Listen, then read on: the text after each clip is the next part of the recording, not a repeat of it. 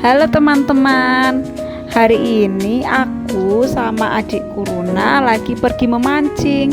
Sebenarnya ini bukan pemancingan sih, tapi kayak ada kolam di pinggir rumah mbahku. Terus dikasih ikan deh. Aku sekarang memancing untuk yang pertama kali. Akhirnya aku dapat teman-teman. Ikannya gede banget, dibantu sama ayahku.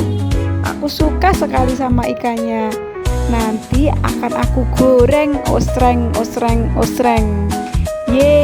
Teman-teman udah pernah mancing belum? Ayo ceritakan, kalian mancing di mana?